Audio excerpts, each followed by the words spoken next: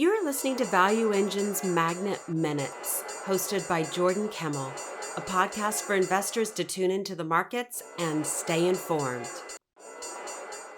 This is Jordan Kimmel with an update for January 26, 2022.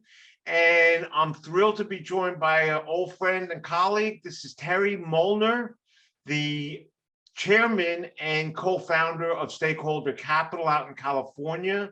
And we all know Terry from the co-founder back in the days of founding Calvert, the first real sustainable mutual fund family. And Terry also had a great, colorful background with Ben and Jerry's, helping them over many years. And Terry, when I think of you trying to create and embolden a more sustainable world itself. I've read some readings by you in the past, but what's exciting is you have a brand new book. I want to welcome you to joining us, and we're going to talk about your book right now, Terry. Sounds great. Let's do it. All right. So, and I also, by the way, I saw a really nice video you've done, discussing this. People should be encouraged to watch a full 50 minutes. We don't have 50 minutes right now, but I think the essence of what I remember you talking about always was the point of cooperation, not so much competition. So why don't you get into the title of your book and the 10 kind of important questions, and we'll take a few at a time. Okay. Well, the most significant thing is that I'm going to start this way. The most popular theory in fundamental physics today is the holographic theory. The holographic theory is based on the assumption, and this is science language, that time and space are not real, which means the assumption that there are separate parts is not real. By default, that means the only other possibility is what's real, which is the universe operates as one indivisible whole. Now, that's a significant new insight, because up until recently, linguistic scientists have thought that the universe, our skill of language and self-consciousness was the result of a mutation 300,000 years ago or something. Well, we now know it's a skill.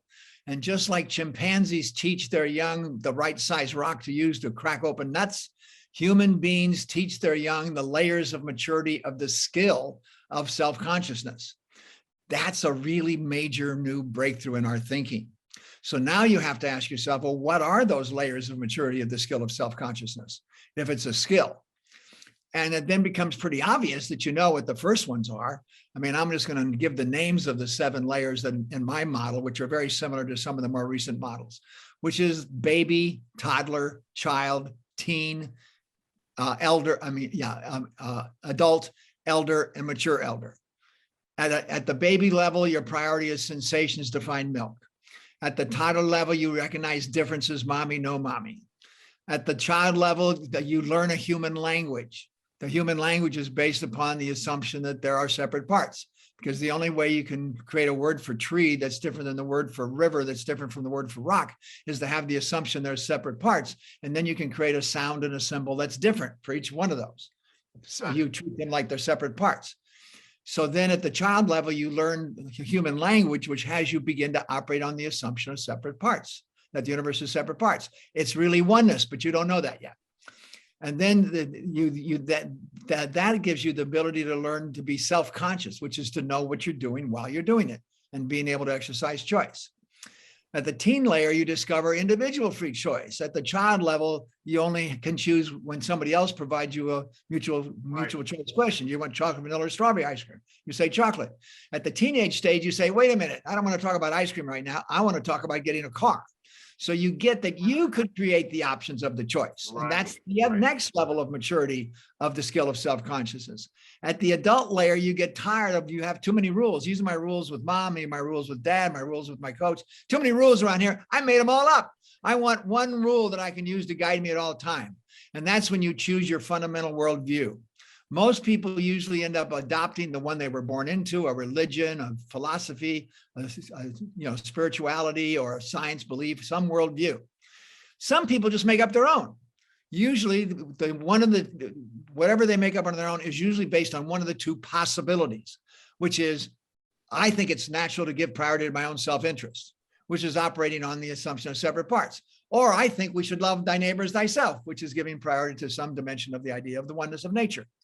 So usually if you make it up yourself, it's in one of those two categories, but you got your own philosophy about it. But if you want to have fun, when you're at dinner with some people, just ask everybody to give you in one sentence, what is their worldview? You'll discover most people can't do it. Because most people, especially in the United States, are very drunk on individual free choice, and they think that's the epitome. And they haven't really gotten through the saying, what do I really believe? And they might say, well, I'm a Catholic, or I'm a Jew, or I'm an atheist, or whatever. But then can you give me a sentence that says what that means? And they probably can't do that. Okay, so that's the adult layer. So then the next, there's two layers left, the elder layer and the mature elder layer. You can't graduate into the skill of the elder layer until you discover the universe operates as an indivisible whole. So at the beginning of my book, and the name of my book is Sensation of Oneness. Here's the copy that I'm making my own notes in. And you can get it on Amazon, and you'll eventually get it on Bookshop. The important thing is that I ask you 10 questions at the beginning of the book. But I say when you answer the questions, don't answer the questions in words. I would like you to do what you did before you knew a human language and when you were young. Give priority to your personal experience, the way you did to find milk, the way you discovered rocks are hard, fire is hot, and direct experience, which then changed your behavior. You couldn't think yet. You didn't have words. You weren't thinking, but you still changed your behavior. So now I'm going to ask you, when you're answering the 10 questions, to use self-conscious mature free choice. And self-conscious mature free choice is when you give priority to your personal experiences to identify the facts that you're going to use to guide your life. You want to not give your power to a religion or to a professional science. You want to give your power to being a personal scientist, to go into your direct experiences using your thinking ability with words to identify the most important facts you're going to use to guide your life. So now the libertarian in us is going to be very happy.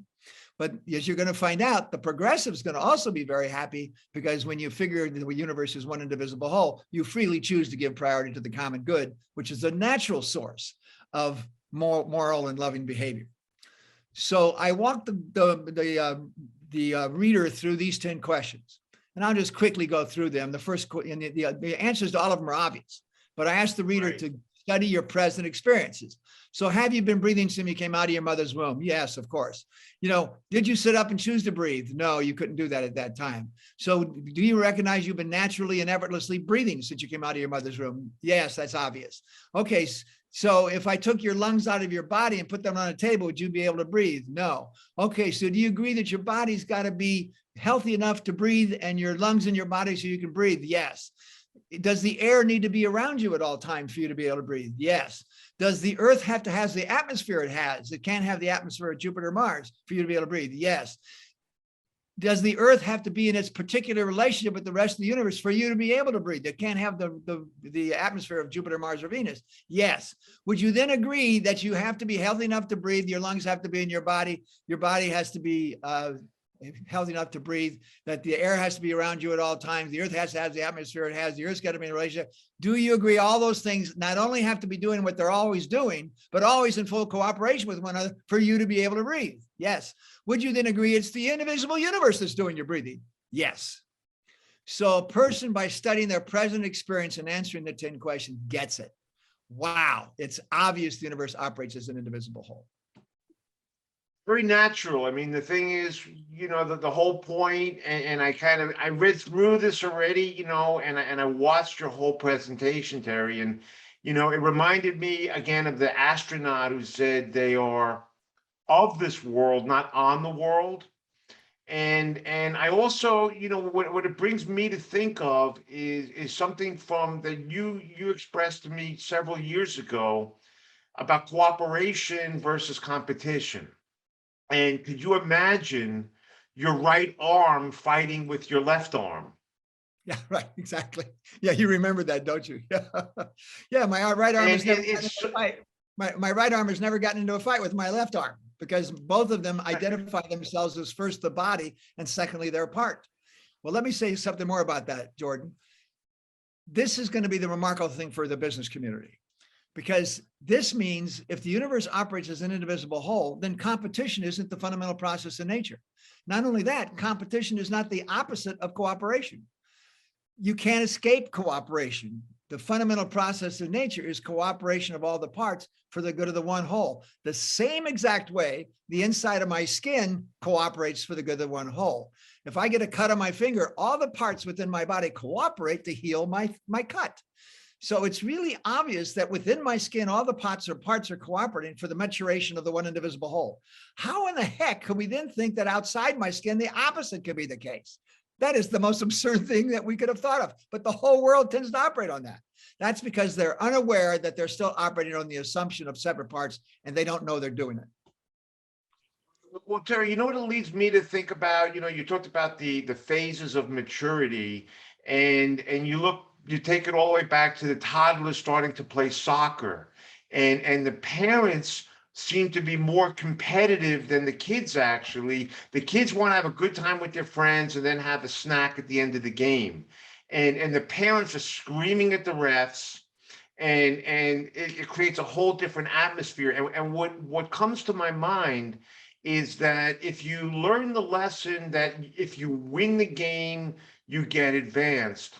I have a theory that too many of the CEOs of today's corporations are schooled too much on the competitive nature, and they fight their way into the boardroom, they fight their way to the top rather than the cooperation side, which is why I think your message is so important if business and the world is going to change.